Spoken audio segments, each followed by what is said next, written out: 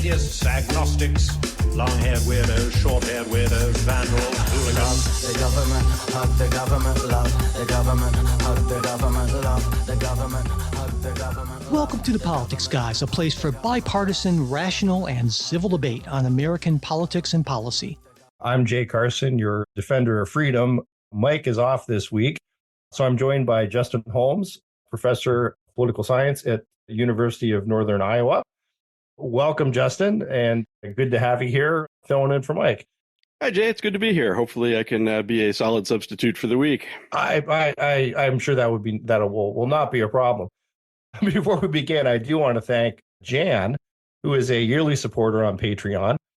Just became a yearly supporter, so thank you, Jan. And I would be remiss if I did not note that people like Jan, who become yearly supporters, can save 10% over the monthly rate. So, as a fiscal conservative, I support that and urge you to take advantage of that offer. So, Justin, what have we got going on this week? Well, we have a lot going on this week, as always. But I think I wanted to start with a story that popped up Wednesday and has had some kind of ongoing domestic fallout as of Friday, so just yesterday. And that's President Biden announcing a potential pause on arms shipments. So Wednesday, he announced that the U.S. on his watch would pause shipments of some bombs and some artillery shells to Israel if Israel goes ahead with an attack on Rafah. And his concern here is that this is a city with approximately 1 million Palestinian civilians, many of them refugees, and that this is a concern about potential civilian casualties. Biden was quoted as saying, "We're not walking away from Israel's security. We're walking away from Israel's ability to wage war in those areas." Basically, this policy would be that the U.S. would continue providing defensive weapons, but certain kinds of bombs and certain kinds of artillery shells would be delayed or paused or perhaps stopped altogether. The domestic fallout is that this seems to have divided the party to an extent. So, broadly, the Democrats seem to support this. A number of Democrats have raised concerns about how Israel is conducting the war and actions against Hamas. And broadly speaking, Republicans have been supportive of providing American aid as well. But there is a Democratic backlash amongst members of Congress. John Fetterman has been sort of all over X, formerly Twitter, criticizing this. And Friday, just yesterday afternoon, 26 Democrats led by Josh Gottheimer from New Jersey signed a letter condemning this move, basically arguing that it sends the wrong message to Hamas and other groups about U.S. support for Israel. So I think the question I'd kick to you just to start this off, is there a way for the U.S. to sort of thread the needle here, balancing concerns about Israeli security, to which we have a longstanding commitment, as well as sort of, minimizing civilian deaths? So from the right standpoint, right, that I'm viewing this, I think the answer is no.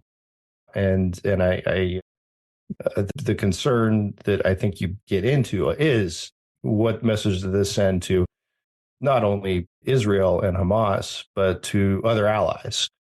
We had a, fairly sizable dust up earlier this year over Ukraine aid and aid to Israel. And eventually there was a compromise package.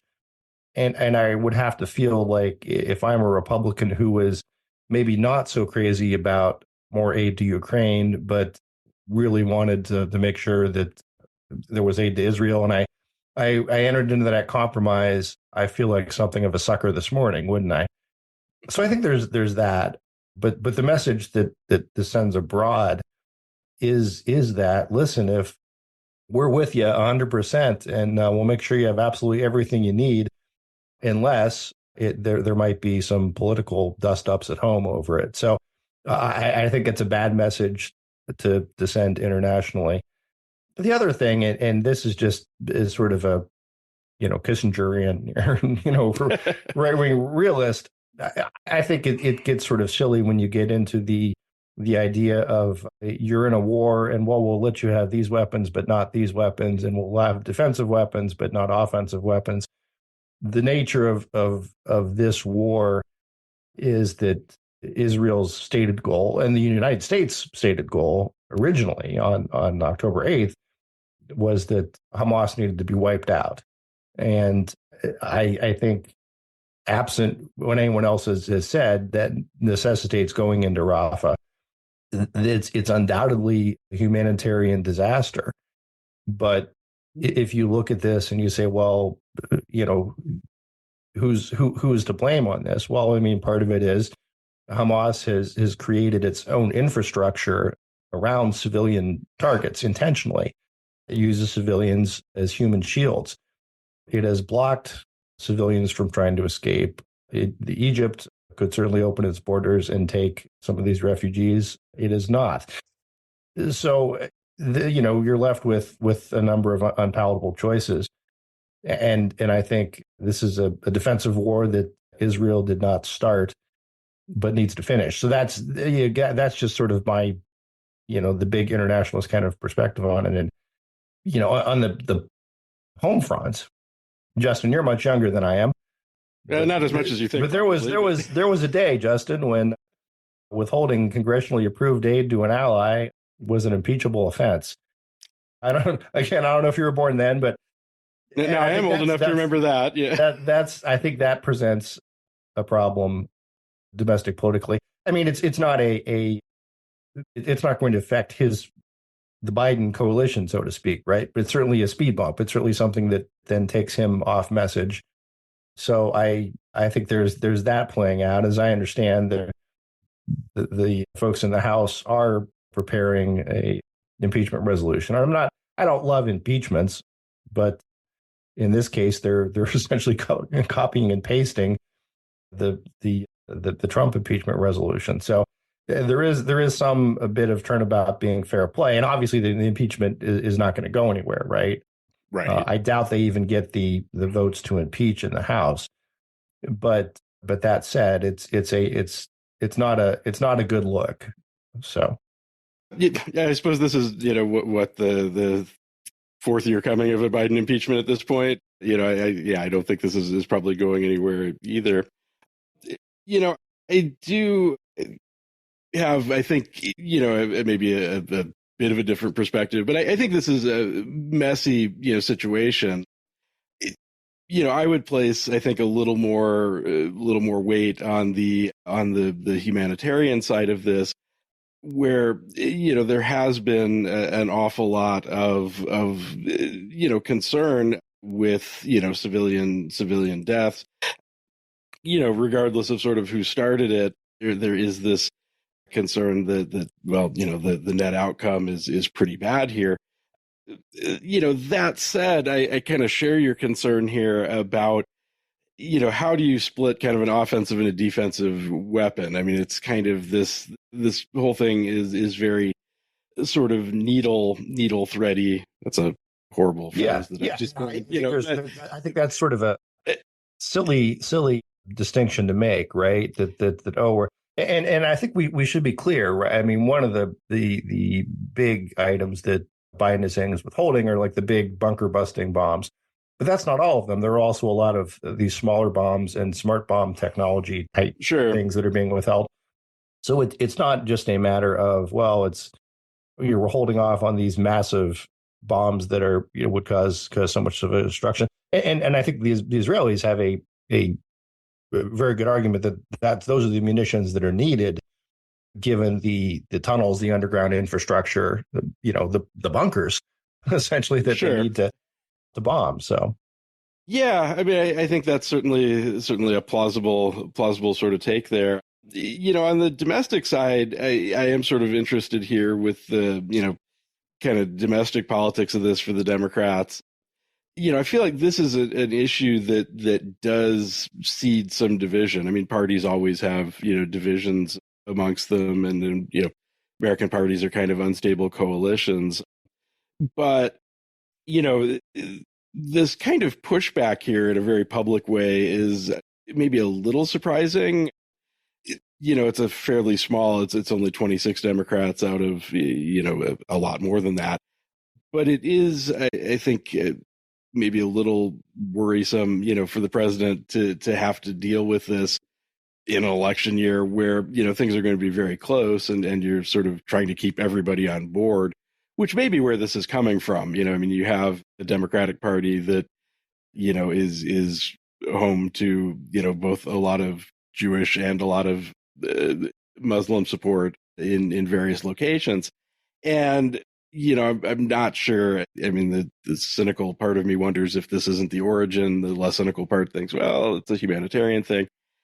But I do think this is sort of a broader challenge for the party in general, that, you have kind of multiple constituencies that are pulling in different directions on this.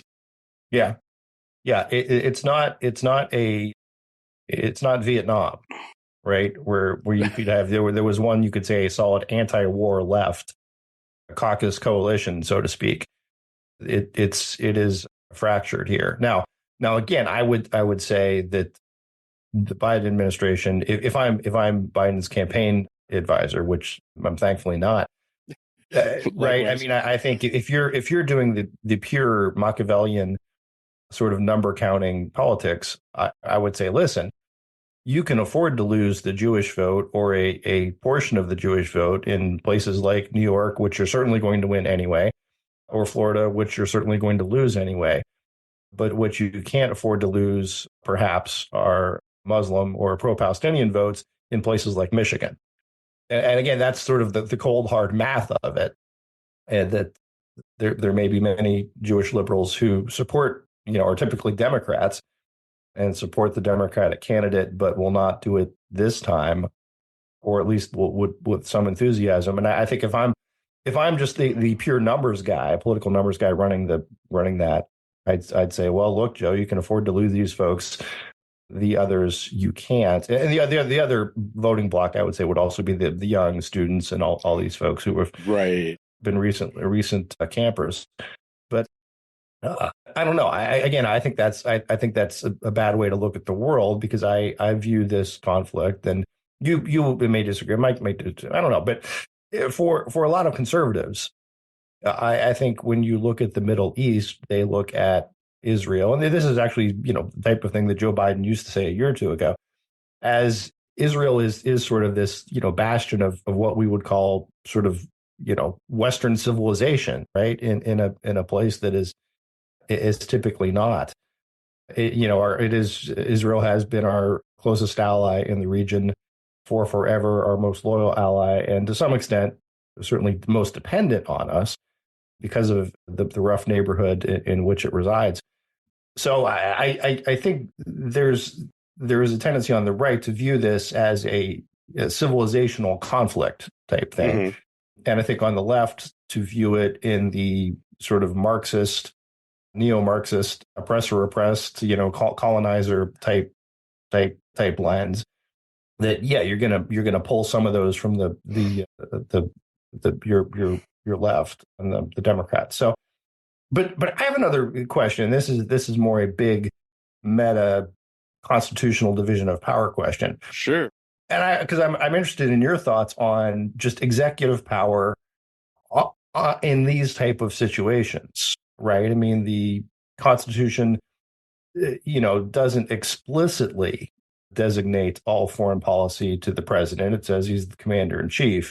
Mm-hmm. And that has typically been read to, well, it's the military. And so the president has certainly broad powers in foreign policy, but not untrammeled powers. Let's put it that way.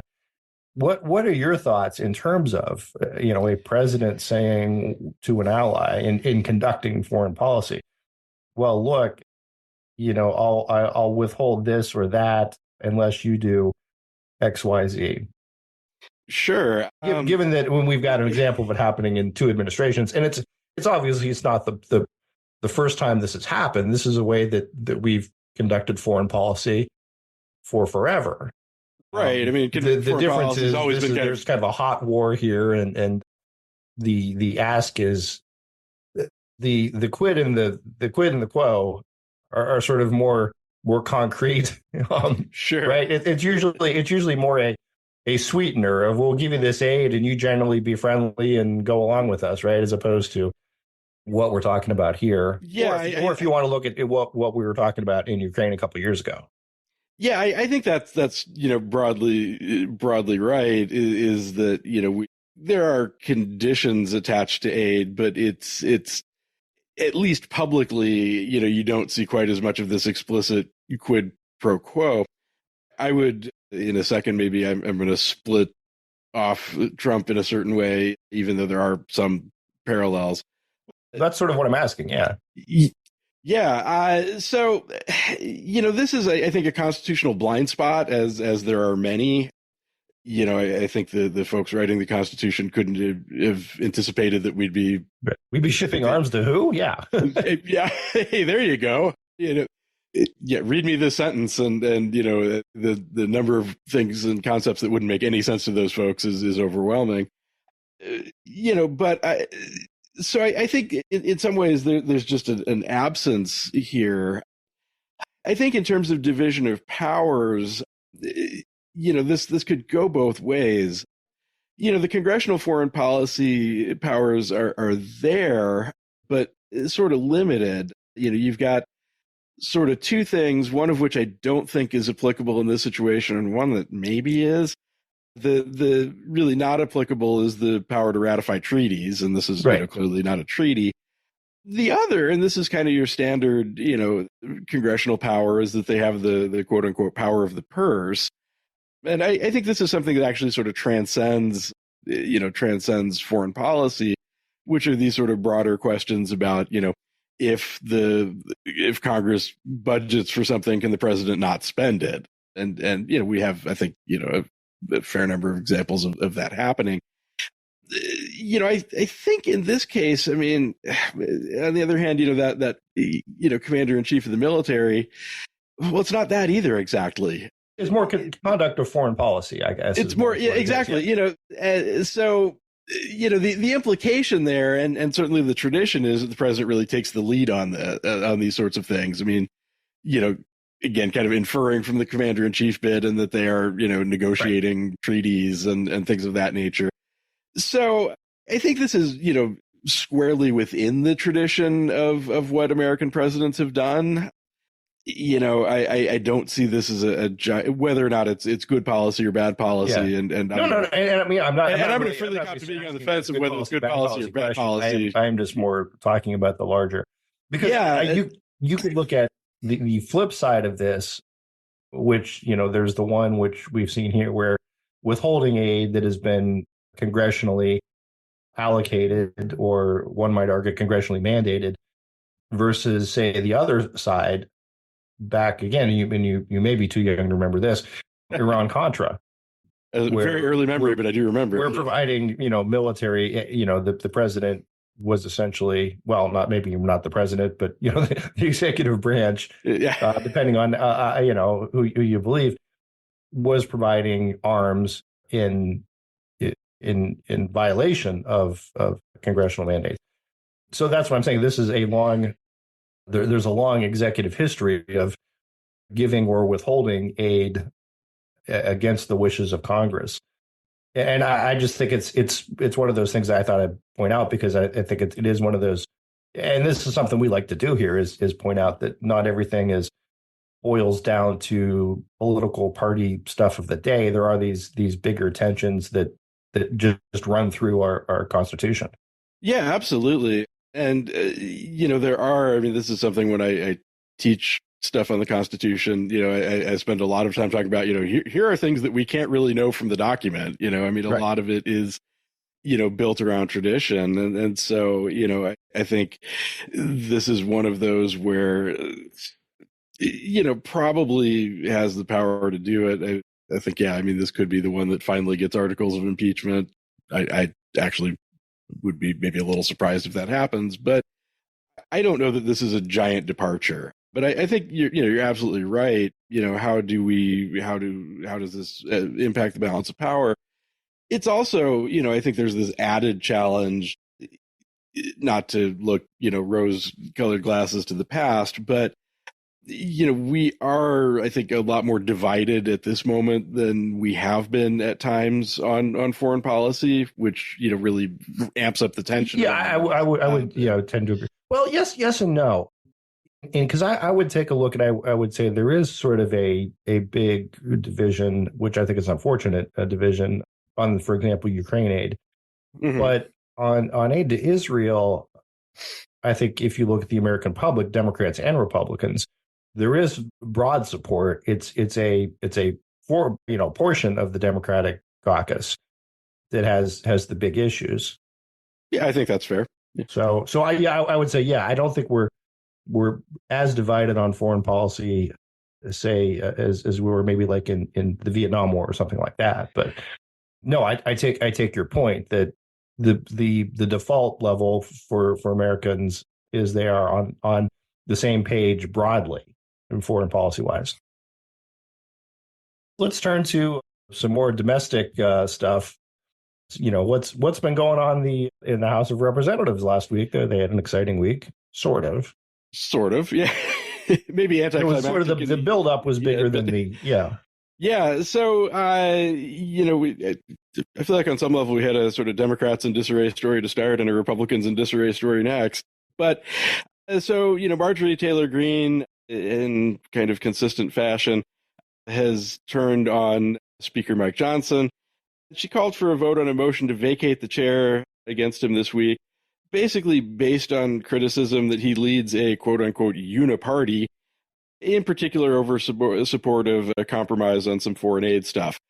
It was allowed to advance, but the vote ended up failing 359 to 43. And this was a pretty big departure from the Kevin McCarthy experience, where basically, Democrats could have held him up and chose to sit out.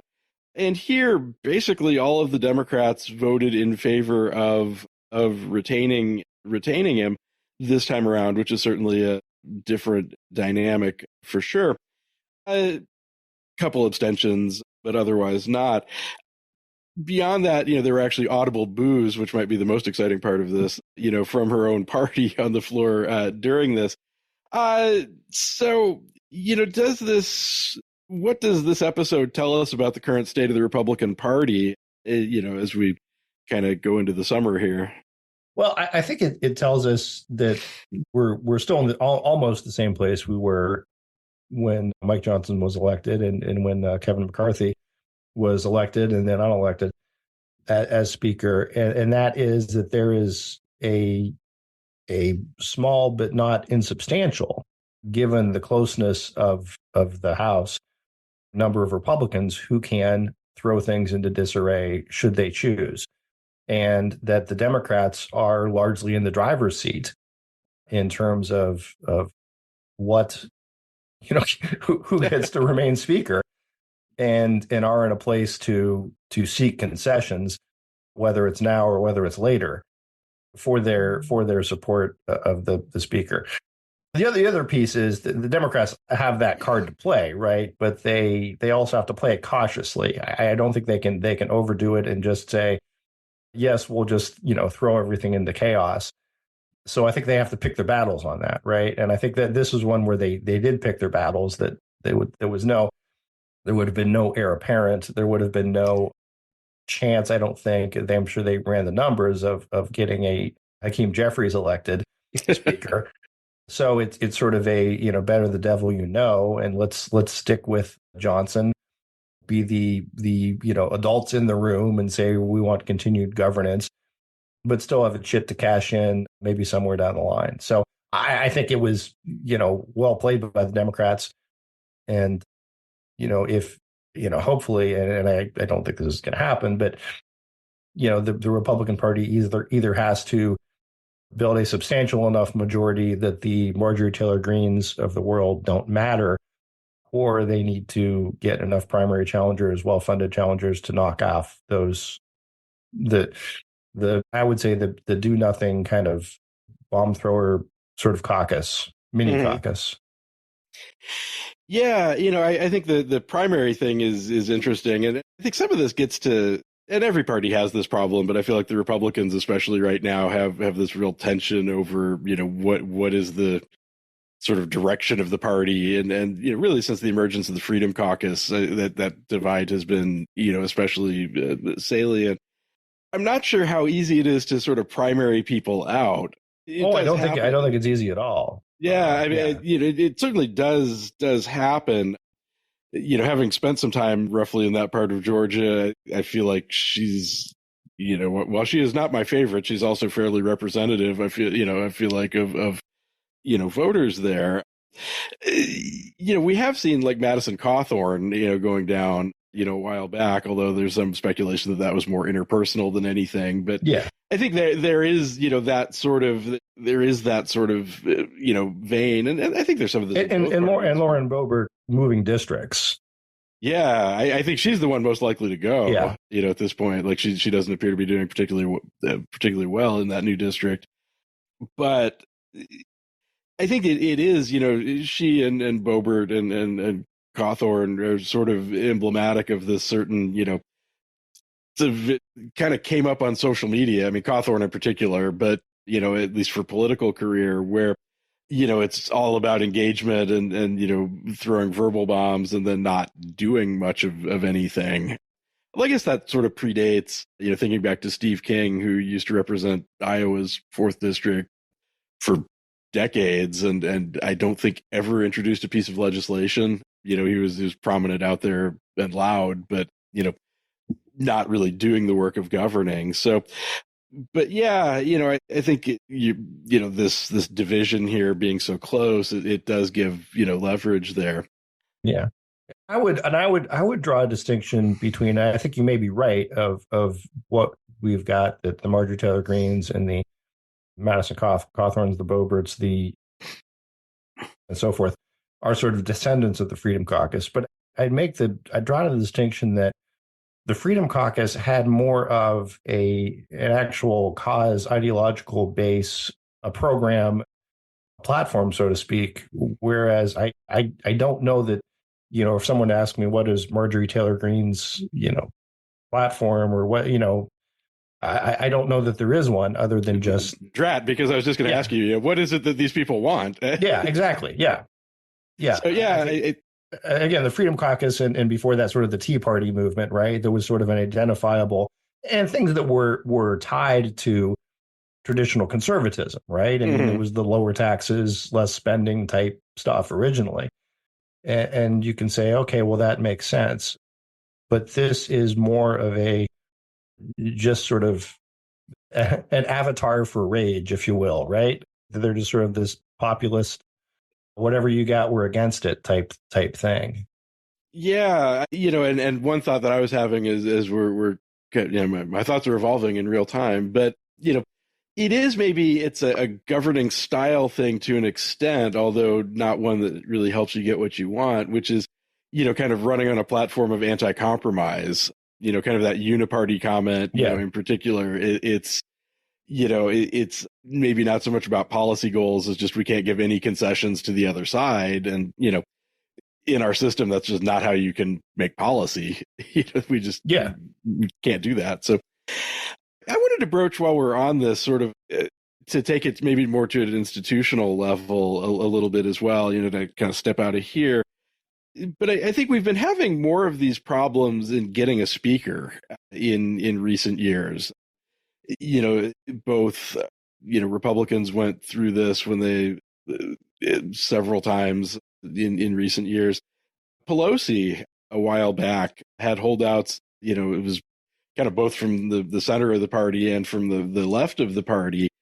And, I do think there's this kind of institutional problem here where there's a mismatch between kind of the method of electing the speaker and what the office has become.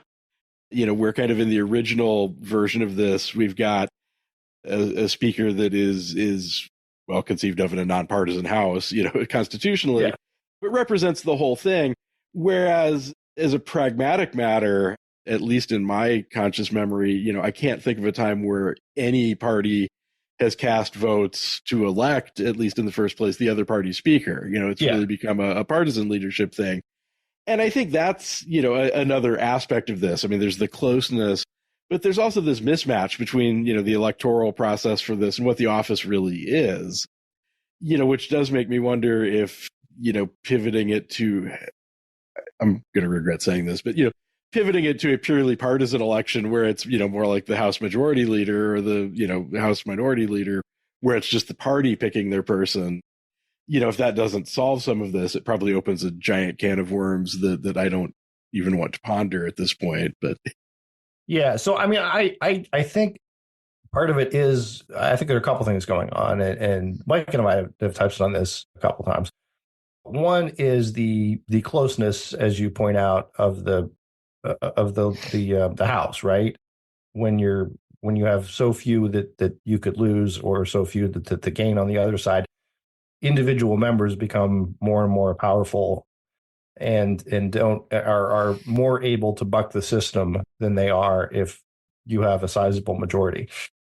The other piece is, I think, the internet and independent fundraising.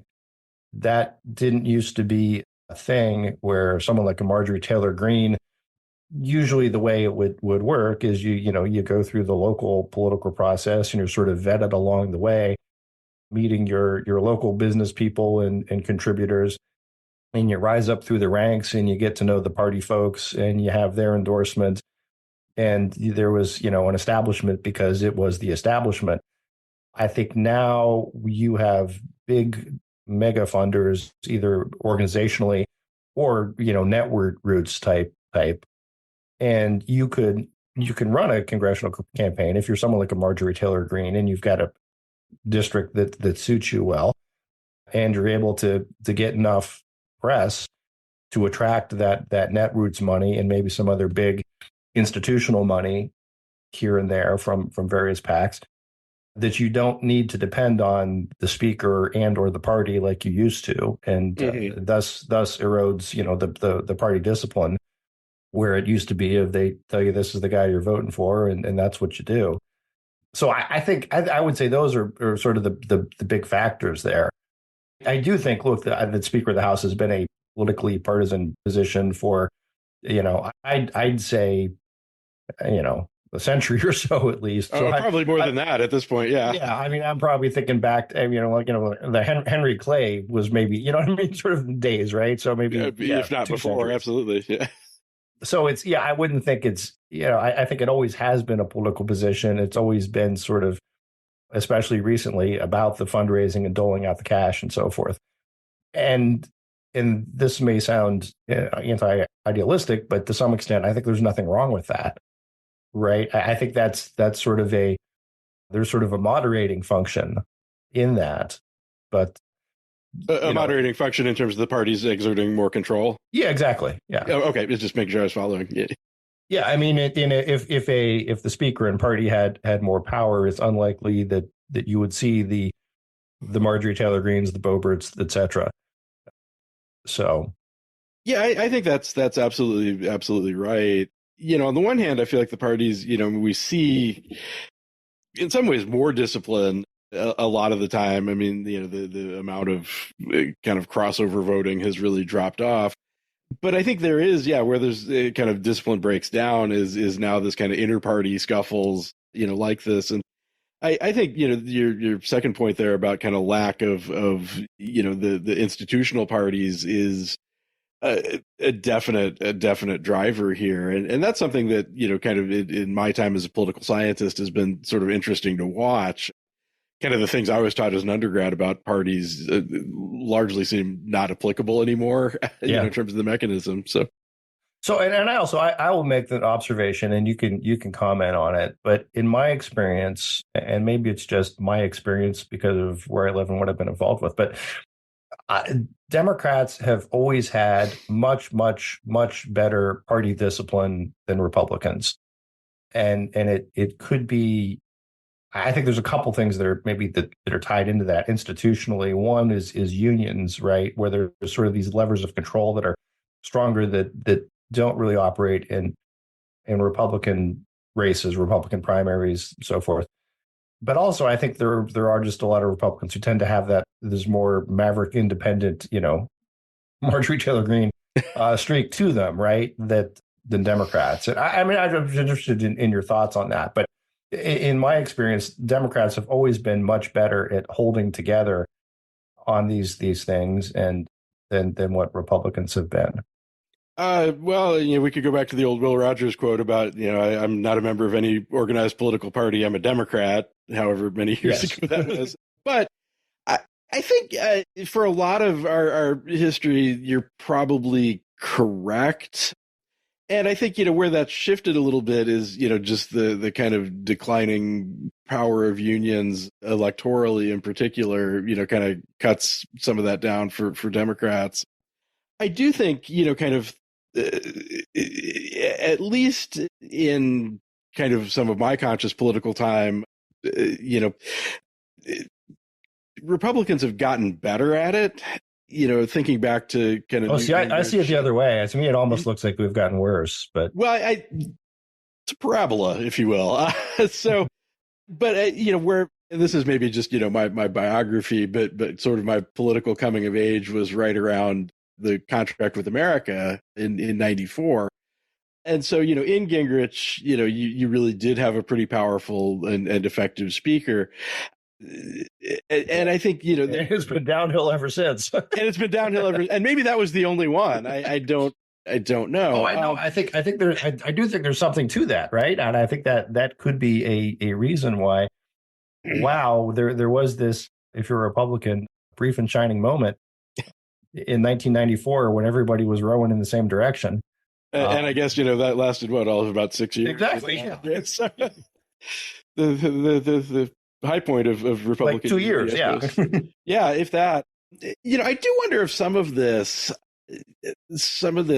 because I've always sort of wondered this. I don't have a great answer to it. How much of it is sort of force of personality of speakers, and how much of it is kind of the political situation they find themselves in, and I think for some of that time, and this is preceding 94. I feel like 94 is this kind of watershed moment in Congress. But we'd had a lot of Democratic dominance, and in terms of partisan majorities in the House for basically from the New Deal to the 90s, right, for entire lifetimes, and so not even just political life, but entire lifetimes. Yeah. So I do wonder if some of that is not that. It's just a numbers game at that point, where, you have nobody, it doesn't matter if you have a few people that are dissenters, because you still have that majority. Right. If you got the majority that you can have people who take a walk, then that's fine. Yeah. Because really, that kind of post 98 world is one of just these sort of unstable, small majorities. So, I think back to, John Boehner in particular. I don't think I've ever seen anybody as happy as John Boehner not being in Congress anymore.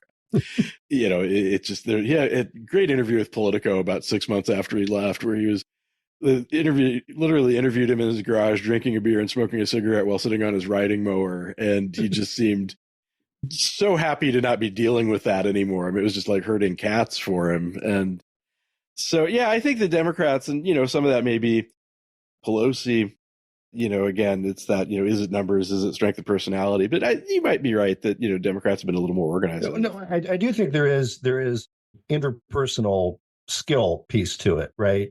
Mm-hmm. That I think Gingrich had and Pelosi had, but others may or may not have, right? Yeah, absolutely. That goes along with the being able to dole out the cash. And I think, as a strategist, I think the other thing that Gingrich was really successful at least for 94 was, getting Republicans elected. That was, your giant wave. And we actually, we had a couple of former Congress people on campus recently. There's a program that sends retired Congress people to campus. That's literally the name of their program. And one came and talked to one of my classes and was talking about, kind of being, more or less groomed to be a Republican member of Congress. And it was really striking how kind of the recruitment angle and the messaging angle and things like that, so I think that kind of goes hand in hand, or maybe makes it easier, whatever. I think that's a great point. I think that's a great point, is that recruitment angle that I don't know that we see in a lot of places, because there's just, I think you have these, well, as we'll discuss, I think later, sure, you have some people who because that recruitment has a certain vetting process that goes with it, and would vet out, typically people who the Marjorie Taylor Greens or people who shoot puppies, but it just doesn't seem to be operating like it used to. So I agree. So well, should we move on? So let's, I guess, still sticking with Congress, and this adds sort of fuel to the fire we've been talking about. Last week, conservative Democrat Henry Cuellar, who represents a competitive district in the Texas-Mexico border area, was charged alongside his wife on allegations that they took nearly $600,000 in foreign bribes. This is the latest development in a long-running FBI probe examining Cuellar's work with Azerbaijan. According to the indictment from 2014 through 2021, Cuellar and his wife, Imelda Cuellar, accepted bribes from an Azerbaijan-controlled energy company as well as a Mexican bank in exchange for essentially boosting their interest on Capitol Hill. They've been charged with conspiracy, bribery, money laundering, and other charges. They are arraigned, pled not guilty, and released on bond. Cuellar was the former chair of the Congressional Azerbaijan Caucus and allegedly promised to influence legislation favorable to Azerbaijan in its border conflict with Armenia. So this is one of those probably not great stories for Democrats, because it is a potential House flip. Conventional wisdom has been that the Democrats will take back the House on the next election, and I think that's probably right. Mm-hmm. But this narrows that a little bit. So your thoughts, Justin? I think my first thought is I'm surprised we have an Azerbaijan caucus of all. Well, I think it might be just him. It might be just him. Yeah, I guess. Can one guy be a caucus? Yeah. Oh, absolutely. No, we had back in the Ohio House where there was a. I'm going to divert. There was a candidate named John Garcia who was improbably elected, who ended up with this three-way race, and he was elected in what should have been a Democrat district. But we began billing him as the chairman of the Ohio Hispanic Republican Caucus, and which consisted of John Garcia alone. So fabulous. So we've got our definition straight. You can't be a caucus of one. Yeah, I think this does complicate that story a little bit. One thing that there's two things. I mean, one is just we're getting late enough in the game that finding a replacement candidate and getting them off the ground is going to be a challenge. But the other is, in those marginal districts, I think incumbency matters a lot. There's a longstanding incumbency advantage out there where, most people that seek reelection in Congress get reelected. And there are let's look at someone like a Senator Menendez, who has survived numerous of these brushes with the law. I don't think going to survive the latest one, but I feel like this one might be finally the end. But this has been going on for. They are survivable. Yeah, they're survivable. Even setting aside the bribery, which frankly looks pretty bad here. I'm not really going to defend the guy. He gets a trial, of course, but this doesn't look good. But, setting that aside, I mean, in those districts, obviously a lot of the incumbency advantage is just that, look, there aren't that many competitive districts. Yeah. But you do have those people, where, yes, they are not really ideologically a good fit for their district perhaps anymore. But, through, whether it is constituent services and bringing home resources and name recognition and marching in parades and, whatever, are able to hang on. And this is an area that is, really in flux. It's, I think, Texas, I don't think is a swing state, but I think there is some real shifting of the political landscape there in some individual districts. And I do think, that's a district that is probably a win for the Democrats with a good incumbent, and at a minimum, a lot harder to probably a win for Republicans, under these circumstances. Yeah. But either way, I think it's one of those, it's going to be a little bit of a money drain that it wouldn't have been otherwise. Sure. With you being the lawyer here, I don't know how closely you've looked at this, but obviously the charges are serious. How how strong is the evidence here? I don't know anything more than, what's in the indictment, right? Sure, And sure. again, those are allegations, but they're the type of allegations that can be substantiated pretty well by things like bank records and canceled checks and money transfer. You know what I mean? Right. It's the type of indictment that lends itself to a pretty good paper trail. The defense then, of course, is that, well, there was no quid pro quo. It's merely just hey, I was supportive of this cause, so these folks were supportive of me. And I think that's probably the more difficult piece of it if you're the prosecution, to say that there were, actual actions taken in compensation for this bribery. And, so that will remain to be seen. But the feds usually get their man. These ones can maybe be a little tougher when it's someone who is well known, or at least well known enough, or it could look like a political prosecution. But my sense is there's going to be a lot of documentary evidence, and likely some witnesses that would make this a tough fight for Cuellar. So, and speaking of the law, we probably have time to do one more update type story, and that is that on Tuesday, Judge Eileen Cannon in Florida indefinitely postponed the trial in the classified document case for Donald Trump.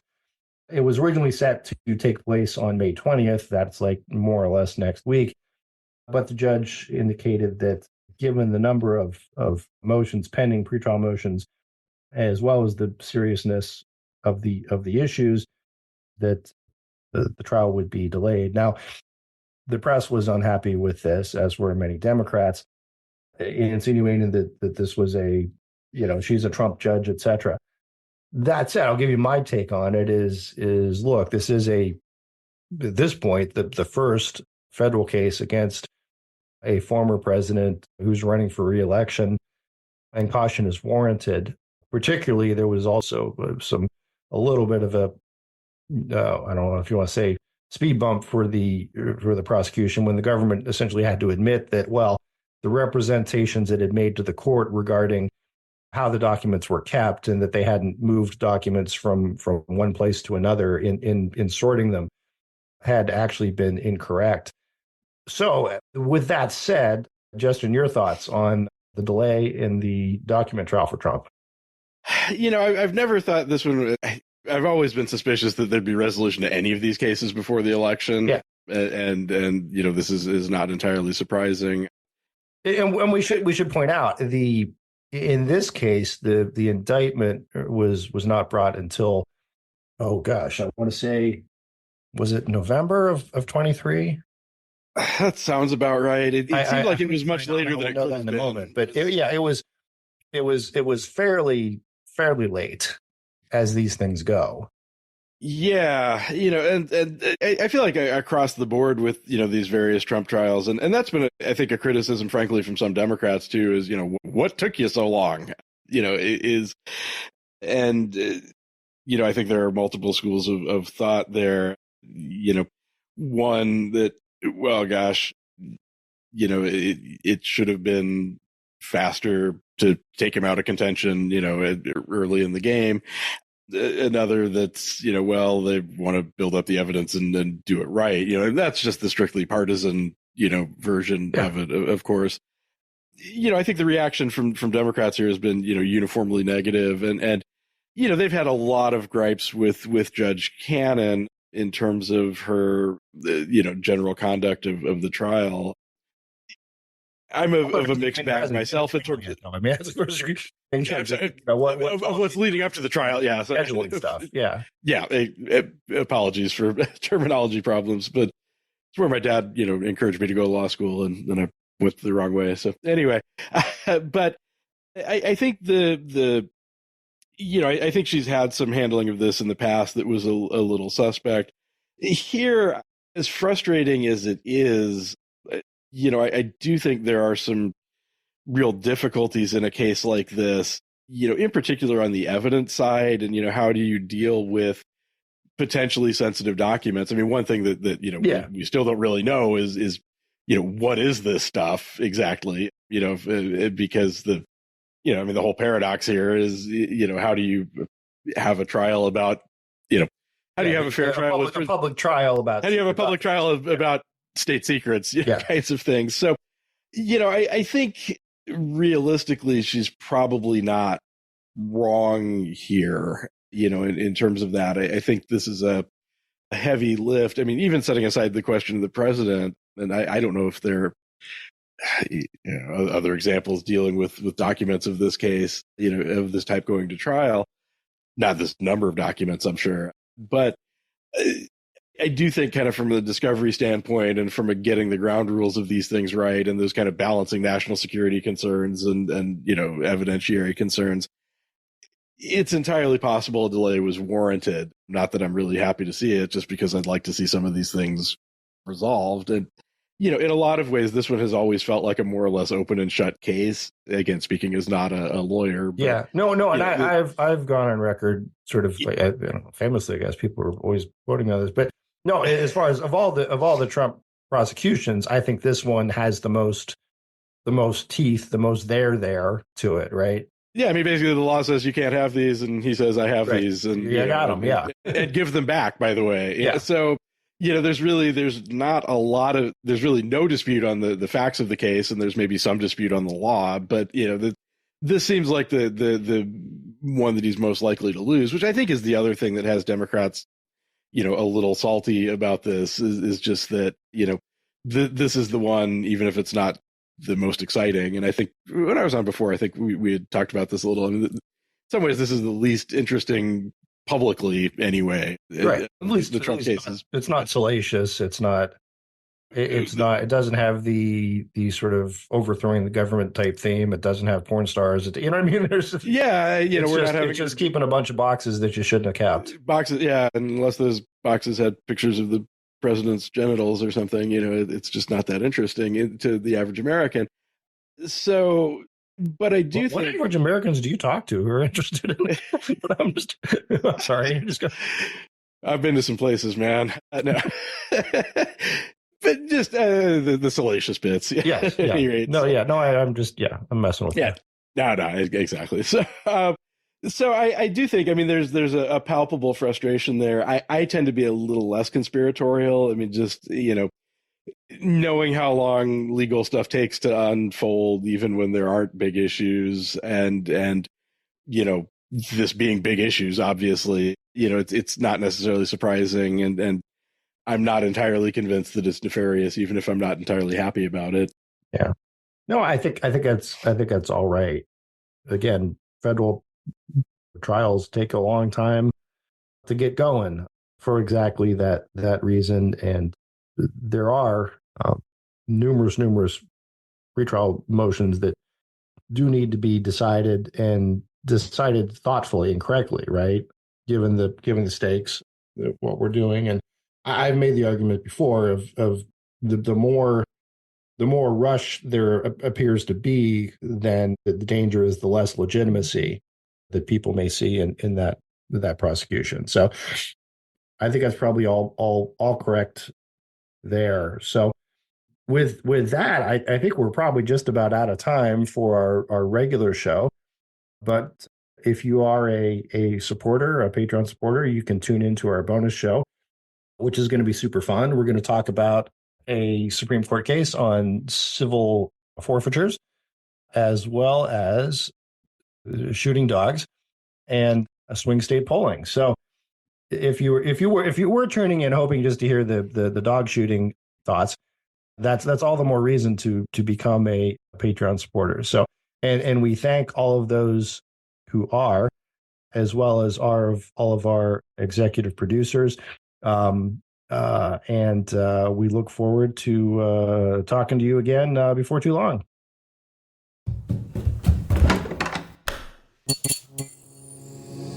This podcast is part of the Democracy Group,